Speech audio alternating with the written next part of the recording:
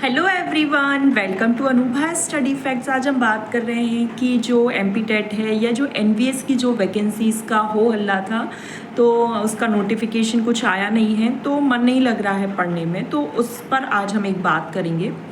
तो सबसे पहले तो ये कि अगर नोटिफिकेशन नहीं आया है, इट्स नेचुरल थिंग कि मन नहीं लगता है पढ़ने में, तो हम ऐसा क्या करें कि हमारी जो कंसिस्टेंसी है वो भी बनी रहे और हम थोड़ा बहुत पढ़ते रहें कि कभी एकदम से, क्योंकि वैकेंसीज आएगी तो मतलब जो होता है ना कि रैंडम आ गई, पता नहीं चल पाया और फिर बहुत कम दिन मिल रहे हैं एग्ज़ाम के लिए, तो किस तरीके से हम प्रिपेयर रहें, रिवीजन कैसे करें, तो उस पर आज हम चर्चा करेंगे। तो सबसे पहले तो ये कि कंसिस्टेंसी आप इस तरीके से बनाए रख सकते हैं कि जो भी आपने अभी तक टॉपिक कर लिए हैं उनको आप रिवाइज़ करो। अब रिवीजन बहुत ज़्यादा बोरिंग हो जाता है हम सब के लिए, ठीक है, मतलब जिन लोगों के लिए नहीं होता है अलग बात है, एक कॉमन वे की बात कर रही हूँ मैं कि अगर हम देखें कि सिलेबस जब हम एक बार कंप्लीट करते हैं ना तो एक अलग एंथुसियाज्म होता है, लेकिन जब बात आती है रिवीजन की तो बहुत ज़्यादा बोरियत फील होती है। तो उसके लिए आप रिवीजन अलग अलग टेक्निक का यूज़ करें। फॉर एग्ज़ाम्पल जैसे मैं बायोलॉजी से बात करूँ, सपोज़ हमने यहाँ पर सेल वाला एक चैप्टर कंप्लीट कर लिया था और उसे कंप्लीट हुए लगभग 1 महीना हो गया है और अब हम बिल्कुल मन नहीं लग रहा है क्योंकि नोटिफिकेशन नहीं है एग्ज़ाम का, कुछ भी नहीं पता है। एनवीएस की भी वैकेंसीज का हम सुन रहे थे लेकिन उनका भी कुछ पता नहीं, तो अब हम कैसे क्या करें। तो सेल वाला जो आपने चैप्टर जिस बुक से करा था, अब उस बुक से मत पढ़ो। ऐसा करो कि अब आप कोई भी रैंडम एमसीक्यू की एक बुक उठाओ, जो भी आप चाहो। मैं बुक वाली वीडियोस बहुत सारी चैनल पर अपलोडेड हैं, या तो आप वो देख लेना, या कोई भी बुक जो आपको ठीक लगती है, और एमसीक्यूज़ की प्रैक्टिस करो, ठीक है। बस ये ध्यान रखना कि डीमोटिवेट नहीं होना है अगर मार्क्स कम आ रहे हैं। अगर मार्क्स कम आ रहे हैं तो एनालिसिस करना कि कहाँ पर क्या कमी रह गई थी, कौन से वो टॉपिक्स हैं जो जहाँ पर आपकी मार्क्स कटे हैं, और ऐसे बहुत से टॉपिक्स आएंगे जिन पे आपकी कमांड बहुत अच्छी भी होगी, तो अपने आप को सोचना कि हाँ चलो इतना पार्ट तो मेरा स्ट्रॉन्ग है। ये बात हो गई रिवीजन की।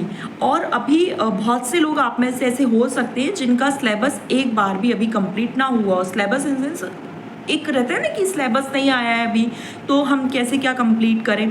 तो उसके लिए आप ये कर सकते हो कि जो टॉपिक्स आपको 9th और 10th के एनसीईआरटी बुक में दिख रहे हैं, जो भी आपको लगता है आपके अकॉर्डिंग, उनको आप कंप्लीट करो और एनसीईआरटी एग्जाम्पलर से उनकी प्रैक्टिस कर लो। जैसे अगर मैं फिज़िक्स की बात करूं तो लगभग आपको 40-50 न्यूमेरिकल आराम से मिल जाएंगे। केमिस्ट्री के एमसीक्यूज़ की बात करूं तो 60-70 एमसीक्यूज़ मिल जाएंगे। बायोलॉजी में आई थिंक 30 to 40, 30-40 एमसीक्यूज़ आपको बायोलॉजी में मिल जाएंगे हर एक चैप्टर से, अगर आप इतना कर रहे हैं। क्योंकि अभी तक एक जोश था कि अगस्त का महीना है और उसमें एग्ज़ाम डेट, मतलब एग्ज़ाम कैलेंडर में उन्होंने अगस्त डाली थी, तो बहुत सारे एंथुसियाज्म के मैसेज भी जब आते थे, आप लोग के कमेंट आते थे, तो वो एक अलग दिखता था। अब कोई कमेंट्स इस पर नहीं आता है कि हम लोग का इतना हो गया है, हम लोग कैसे पढ़ें, वो चीज़ें नहीं है। एक डीमोटिवेशन वाला फेज़ है और इसको आप थोड़ा सा अच्छे से अगर यूटिलाइज़ करेंगे तो आई थिंक बहुत सही रहेगा। क्योंकि इस टाइम पर ही जो लोग डिमोटिवेट होकर, हार कर, थक कर रुक जाएंगे, उनका सिलेक्शन नहीं होगा, और यही टाइम जो लोग अच्छे से यूटिलाइज़ कर लेंगे वो आगे बढ़ जाएंगे। अब कैसे यूटिलाइज़ करना है, तो एक तो रिवीजन टेक्निक अच्छे से रखो। रिवीजन टेक्निक में एक जो मुझे टेक्निक बहुत अच्छी लगती है वो ये है कि जो चैप्टर आपने कर लिया है, बुक बंद करके जो भी रैंडम आपको उसके पॉइंट्स आ रहे हैं उसको बुलेट पॉइंट्स में, बुलेट फॉर्म में आप उसको लिखो। जहाँ पर आप भूल गए हो तो उसको डिफरेंट कलर की पेन से उसको हाईलाइट कर लो। हाईलाइट इन सेंस जैसे हम यहाँ पर केमिकल रिएक्शन वाला चैप्टर लेते हैं, ठीक है। केमिस्ट्री में अब कैसे रिवीजन करना है वो भी थोड़ी सी यहाँ पर बात हो जाएगी। तो केमिकल रिएक्शन मैंने जैसे सबसे पहले 1 to 20 केमिकल कंपाउंड्स देख लिए, जो एलिमेंट्स है सॉरी उनके, फिर उनसे जो कंपाउंड्स बन सकते हैं, वैलेंसीज वगैरह देख ली। अब सपोज मैं कैल्शियम की वैलेंसी भूल गई, ठीक है, कि +2 होती है, तो जैसे मैंने ब्लू कलर से कैल्शियम लिखा, 20 लिख दिया, लेकिन अब मैं एकदम से माइंड में नहीं आ रहा है कि कैल्शियम Ca+2 है, तो वो जब मैं बुक में देखूंगी तो वो उसको डिफरेंट पेन से हाईलाइट कर दूंगी या लिख दूंगी कि +2 होती है, सो दैट जब मैं नेक्स्ट टाइम कभी रिवीजन करूं तो मुझे वापस से पूरा चैप्टर ना पढ़ना पड़े, मुझे केवल ये देखना रहे कि अरे मैं कैल्शियम वाला पॉइंट भूल गई थी तो मैं कैल्शियम वाला रिवाइज कर लूँगी। वैसे रिवीजन करो, एमसीक्यूज़ की प्रैक्टिस करो। और मॉक टेस्ट में यहाँ पे मैं एक चीज़ और कहना चाहूँगी, जैसे मॉक टेस्ट के बारे में एक कमेंट आया था, तो उसके बारे में मैं ये कहना चाहूँगी, अगर देखो आपने अभी अपना सिलेबस कंप्लीट नहीं करा है 100%, तो मेरे हिसाब से मॉक टेस्ट अभी मत दो। क्योंकि अगर आप मॉक टेस्ट लगा रहे हो और उसमें जैसे 100 मार्क्स का आपने मॉक दिया और अगर आपके 45 रह गए हैं, तो या तो अपने आप में इतना बिलीव रखो कि अगर अभी 45 रह गए तो मैं इसको इंक्रीज़ कर करके 80, 85, 90 तक ले जा सकता हूँ। और अगर ये फेथ आप में नहीं आ पा रहा है, आपने 2 से 3 मॉक लगा लिए हैं, हर बार आपका ऑन एन एवरेज 40-45 रह रहा है, तो अभी आप मॉक मत लगाओ। आप ये देखो, सबसे पहले सेल्फ एनालिसिस करो, सारे टॉपिक्स लिख लो 9th 10th की एनसीईआरटी से, क्या क्या कंप्लीट हैं उन पर अच्छे से डबल टिक लगा लो। जो 2 बार पढ़ लिए हैं, जो जिनके एमसीक्यूज़ की प्रैक्टिस भी कर ली, उन पे स्टार बना लो। कुछ ऐसे अपने सिंबल्स रख लो सो दैट आपको एक अपने आप में पॉजिटिव फील हो। देखो ये टाइम ऐसा है जब एग्ज़ाम की डेट नहीं आ रही होती है, तो अपने आप को मोटिवेटेड कैसे रखना, इट्स वेरी इंपॉर्टेंट। क्योंकि यही वो टाइम है जहाँ और लोग आपसे ज़्यादा बढ़कर अच्छी कोशिश कर लेंगे और आप रह सकते हैं। मतलब अच्छी तैयारी की हुई भी अगर आपने सही से एनालिसिस नहीं करा, रिवीजन नहीं करा, तो आप रह जाएंगे एग्ज़ाम में, कुछ नहीं हो पाएगा, ठीक है। और वैकेंसीज़ भी अभी ओपन अप नहीं है कि कितनी वैकेंसी क्या हैं, तो अगर आप डिमोटिवेट हो जाएंगे तो फिर कैसे काम चलेगा।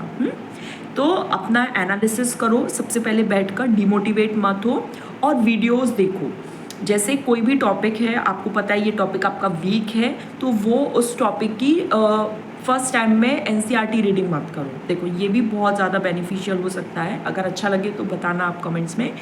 जब भी कभी ऐसा होता है ना कि कोई टॉपिक हमारा वीक है, पहले से ही वो वीक है और डिमोटिवेशन फील हो रहा है, पढ़ाई में मन लग नहीं रहा है, तो क्या करें। तो हम ऐसे में क्या करते हैं, हम इंस्टा यूट्यूब पर रील्स देखते हैं, स्क्रॉल करते जाते हैं, तो हमारी ब्रेन की फंक्शनिंग कंडीशनिंग वैसी हो गई। तो अब हम देखेंगे, अभी भी मोबाइल में आपको हर वीडियो में ये बोलती भी हूँ कि हम जो चीज़ कर रहे हैं हम पैटर्न चेंज कर देंगे। हम मोबाइल देख रहे हैं, मोबाइल देखेंगे, कोई चिंता नहीं है, बस ये है कि अब हम हमारे टॉपिक्स के अकॉर्डिंग देखेंगे। फॉर एग्जांपल आप इलेक्ट्रिसिटी चैप्टर है, उसमें अच्छे खासे न्यूमेरिकल हैं और क्वेश्चंस भी आते हैं उससे, ठीक है।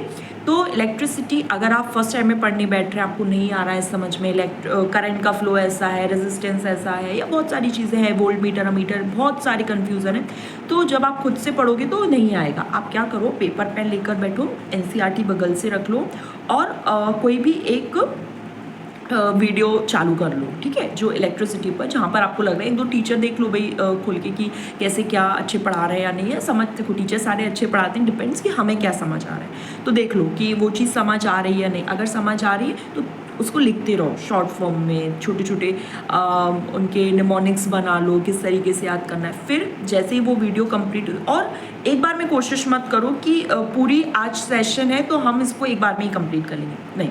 अभी डीमोटिवेट फील हो रहा है ना, तो केवल आधे घंटे पढ़ो। अपने दिमाग को बोलो कि केवल हमें 10-15 मिनट पढ़ना है, उसके बाद हम रील्स देखेंगे या इंस्टाग्राम चलाएंगे।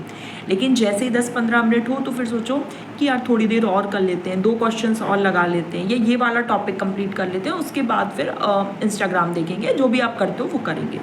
फिर आधा घंटा हो गया, फिर आपको ना अपने माइंड से कहना नहीं पड़ेगा, इनफैक्ट आपका माइंड खुद कहेगा कि हाँ यार ऐसा करते हैं, ये वाला टॉपिक ही कंप्लीट कर लेते हैं, उसके बाद आराम से आज पूरा दिन फ्री रहेंगे। तो जब इस तरीके से आप चीज़ें करेंगे, आपको खुद भी अच्छा लगेगा और आप बहुत ज़्यादा मोटिवेटेड फील करेंगे, दैट इज़ फॉर श्योर। आप खुद से देखना, एक बार अप्लाई करके देखना, अच्छा लगे तो मुझे कमेंट्स में बताना। तो यहाँ पर इस वीडियो को हम यहीं समअप कर देती, एक बार मैं समअप कर देती हूँ। रिवीजन बहुत अच्छे से करो, एनसीईआरटी बुक को अच्छे से फॉलो करो। बोरियत लग रही है रिवीजन में तो टेक्निक्स डिफरेंट यूज़ करो, जो मैंने आपको अभी इस वीडियो में बताई, और डीमोटिवेट फील मत करो। छोटी छोटी सी क्लिप्स देख लो, थोड़ी थोड़ी मोटिवेशनल वीडियोस देख लो।